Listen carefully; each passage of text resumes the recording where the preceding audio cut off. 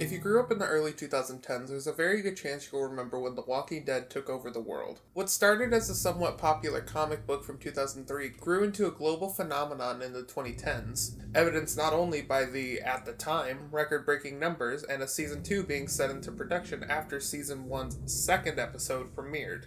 To me, I've never heard of something like that happening ever. Sure, there are talks of shows or films being rumored to have a second season before the shows officially aired, but those are quite literally rumors. To put it into perspective, one of the only shows that I know of personally that had a similar predicament was Euphoria, with Season 3 being announced on the 4th of February before the Season 2 finale, which premiered on February 27th. But even that was an announcement for a third installment midway through the second season. Stranger Things 2 was internally greenlit before Season 1's premiere, but the public release of that announcement occurred near the end of the following month.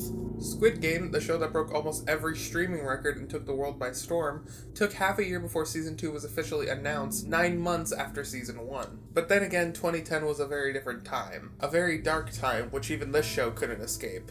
2010 and the following years was the birth of an age known as the Age of Franchising. The Walking Dead began as a comic book in October of 2003 and ended in July of 2019 with over 190 issues to its name. The franchise has obviously continued after that point, and if you'll indulge me, I'd like to quantify some of that content and put it into perspective for you. AMC's The Walking Dead, beginning in 2010 and 177 episodes later, is slated to end sometime in 2022. AMC's Fear the Walking Dead, beginning in 2015 and is still ongoing, with 101 episodes to its name, and a Season 8 slated to be on the way. Web series for both AMC shows, having 19 and 38 episodes respectively. The Walking Dead World Beyond, another spin-off with 20 episodes to its name currently. 10 books set in the Walking Dead universe apart from the comics. The Walking Dead board game. The Walking Dead board game Best Defense and its expansion. Robert Kirkman's The Walking Dead board game. The Walking Dead The Prison. The Walking Dead Monopoly. The Walking Dead Risk. The Walking Dead Here's Negan. The Walking Dead card game. The Walking Dead All Out War. The Walking Dead Call to Arms. The Walking Dead The Ride, a roller coaster in Thorpe Park, which I didn't even fucking know existed.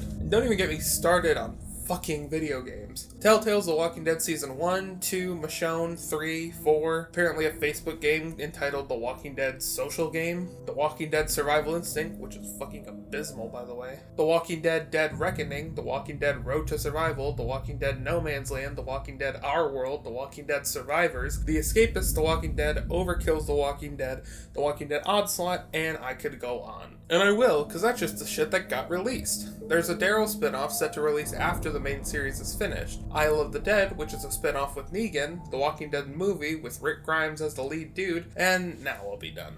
There's a good chance that you are sick of The Walking Dead content by now, and I don't see many people thirsting for more. Sure, the finale's got a couple people excited, but after 12 years of non-stop content, advertisements, and attempts to get your money, you can't really fault anyone for hopping off the ship once land seemed to be in the distance. By the time 2020 barreled into our lives and sucked away any hope for this world that we had left, The Walking Dead was just so boring, quite frankly. The Walking Dead was one of the main catapults of the zombie era, and now it's a relic of the past, seemingly unable to transform in any way. Telltale's series was pretty good, up until YouTubers and streamers found new games to ruin. I heard Negan was cool, but they started milking him until he was bone dry. Man, I didn't even know that a roller coaster existed for this franchise before looking it up. That's how ridiculous and monstrous this series became. If anyone's been on it, please DM me, I'd love to know what that was like.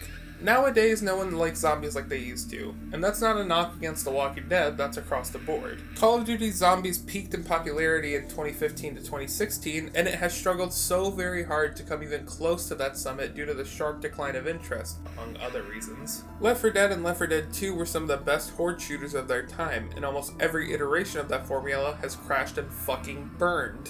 Plants vs. Zombies is still around, somehow, but the transformation from a game that looks like this to one that looks like this has been a slow and painful meat grinder. Dying Light is apparently really good, but the sequel came out with such little commotion that I didn't even know if it had actually been released. I don't even know any zombie films that have been released recently that have gotten, actual mainstream attention. I know that the 80s to the 2000s were chock full of good ones like Evil Dead, Day of the Dead, Dawn of the Dead, Return of the Living Dead, and Scooby-Doo Zombie Island, but I don't hear of much anymore. The name Train to Busan is familiar, but I haven't watched it yet because my back catalog is filled with enough movies to bring back blockbusters as it is. I mean, other than that, what else really is there?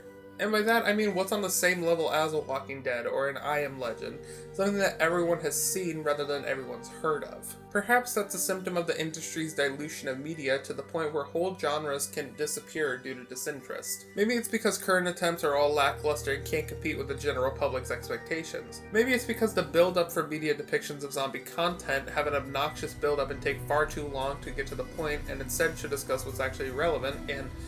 oh, right. In January of 2008, the Workshop Entertainment Studio was founded by Peter Ackerman, Chris Busset, and Charles Tolman. These three were some of the former heads and founders of Treyarch Intervention, with all of them starting before Activision's purchase of the company in 2001. For their own reasons, they split off from Treyarch and formed their own company, with one particular animator following soon after. Similar to the three founders, Todd Adamson left Treyarch to join the Workshop, with their debut project releasing in 2012, titled Sorcery for the PlayStation 3. For those unaware, much like myself, Sorcery is a PlayStation Move Magic combat game which, based off this trailer, looks like Fable meets Wizard 101. Regardless, this debut product was met with lukewarm reactions, but they would continue to work on games like XCOM 2, The Evil Within, and Gears of War 4. Their work caught the attention of one Skydance Media, who was looking to expand production.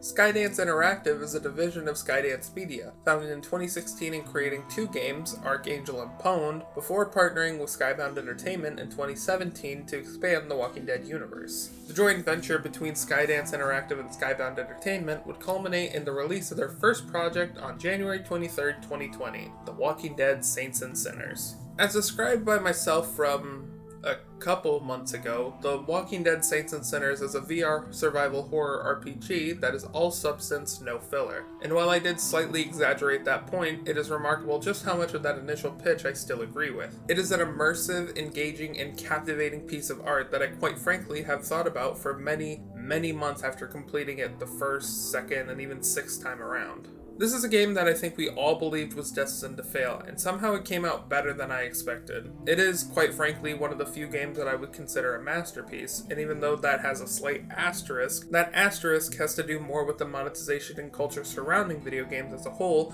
rather than the contents of the game itself. If you've somehow gotten to this point in the video, then I'm going to assume that you're here for the long haul. If you want to head out, see if there's a VR headset in your area and try this game out. I promise that it's worth your time, even if you hate The Walking Dead. If you hate zombies, then I'm not sure that this game will convince you otherwise, but I know that I was very burnt out on the concept of the undead, and here I am. So take that how you will. For everyone else, let's begin.